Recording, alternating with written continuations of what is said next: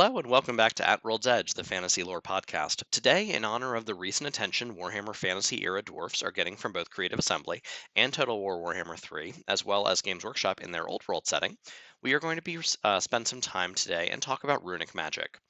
As fans of the channel, and anyone familiar with Warhammer Dwarfs is aware, dwarfs are unable to easily and naturally harness magic.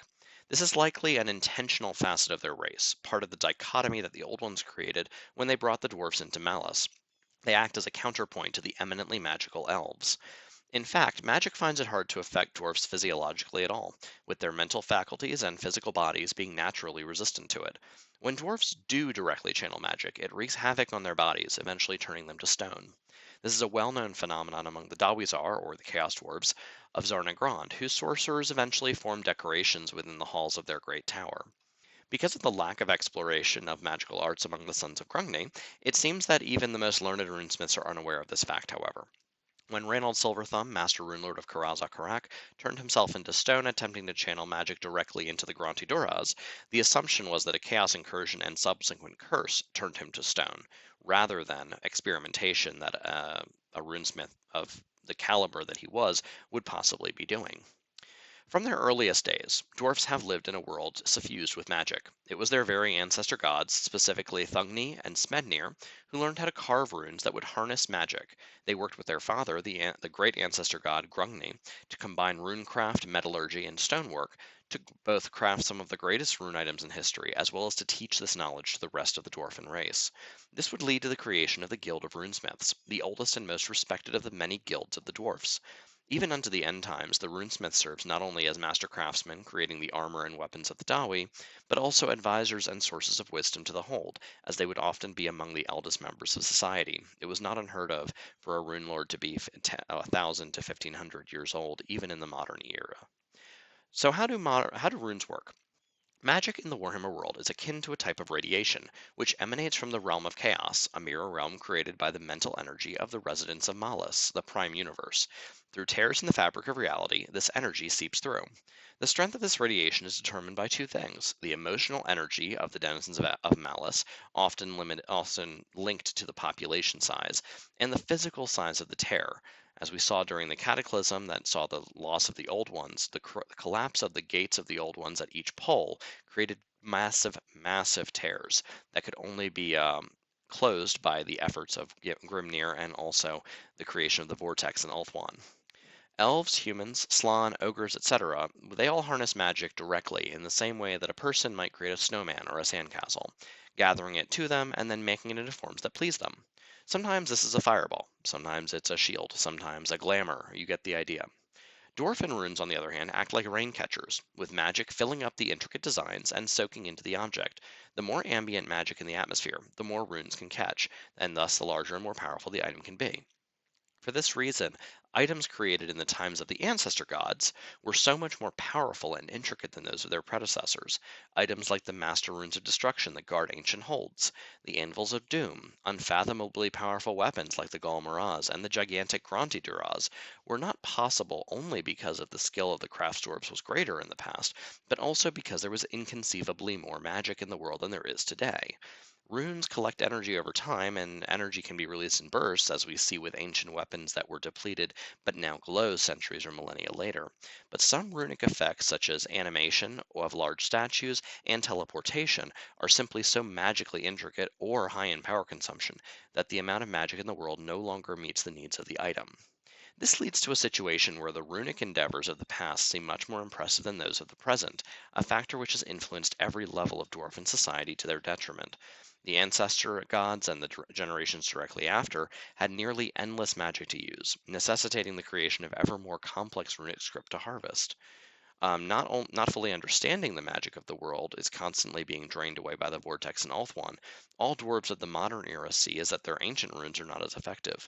This is because there's less magic, and as a result, each subsequent generation of runesmiths has no need of the extensive knowledge of the past, and thus lessons are inevitably lost. This translates into a society where the past is venerated to the detriment of the future. Progress is shunned at the expense of clinging to tradition, and the prospect of a new golden age is forever dimmed by the reflection of the old one. Do other races use runes? Yes and no. The elves make use of runes in their spellcasting, but those runes are often the effect of a spell, not the catalyst of one. They seem to represent the signature of a spell that has been cast and may serve as a focus device to help the caster focus on that casting, in the same way that and rosary beads function to help religious practitioners focus their thoughts at prayer. Similarly, the Chaos Gods employ rune-like glyphs, but these seem to be the marks of the gods and represent an infusion of magical power, appearing like a scar on the body of their chosen. This power does not emanate from the rune, however. Their magical energy is infused directly into their body. Humans are incredibly short-lived by comparison to other races, and as a rule do not create things meant to last for eternity. But the great necromancer Nagash, easily the greatest magical practitioner of humanity, both in knowledge and power, constructed his great pyramid in Hakkara on the same principle as dwarfish runes. This structure captures and stores ambient magic with the goal to use that energy either to maintain the spirit of his master or to enact powerful spells, both of which we've seen in the lore, making it the same function essentially as a dwarfish rune. Additionally, the Slann make use of the geomantic web, essentially a globe-spanning runic system which captures, stores, and focuses magical energy. This can be used by the Slann individually or across massive distances to augment their abilities, or to enact spells of unimaginable power, as we saw during the end times when they blocked the fall of the moon that Skaven had destroyed. For a bit of inspiration as you go forth in roleplay, write fanfiction, and play tabletop games, what are some of the greatest runic items that either no longer exist in our world or whose greatest power has been lost to the vagaries of time? Firstly, we have golem animation. Ancient dwarves, at least as late as the High King Snorri Whitebeard, could call upon magically animated giants called the Granti Duras. These constructs of stone and metal were empowered by runes lost to time, and required so much power that even during the end times the Granti did not stir to defend Karazakarak. There are still stone golems, but they're ogre-sized and only able to activate for short bursts.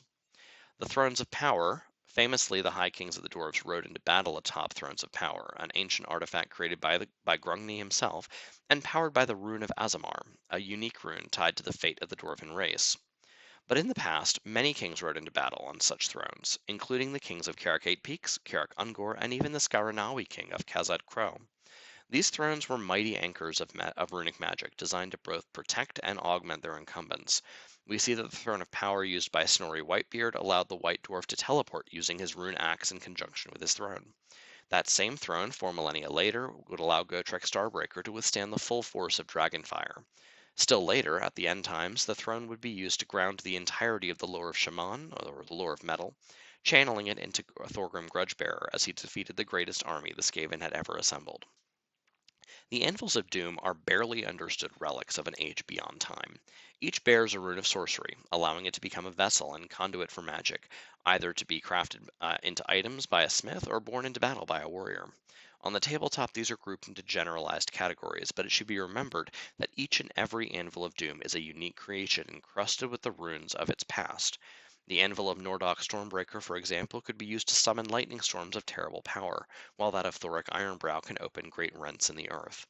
There are more other practical uses for runic magic that we see in the past that doesn't translate into the current setting. Magical shields used by the Buradin, or the greatest rune lords, to commune with each other across the Karazankor and beyond. Lamps which continue to cast daylight in holds fallen millennia before, artificial limbs that respond to the thoughts of the user. The list goes on, limited only by the creativity and patience of the runesmith, as well as the level of magic currently existing in the world. One can only wonder what a runesmith such as Krath the Grim or Thoric Ironbrow would do if they were able to find their anvil within a storm of magic. The possibilities are truly endless. With that, I hope you've enjoyed this conversation today and that you've learned a little bit about dwarven magic that you can employ in your tabletop games, role playing, fan fiction, or just because you're interested in the subject. I do hope to do more videos in this style, mainly because it's a bit easier, but let me know in the comments below if you prefer how I was doing it on PowerPoint before. I will list my sources in the description so you can enjoy the rich well of Warhammer lore as I have, and I hope you have a great day and that I'll see you here again soon.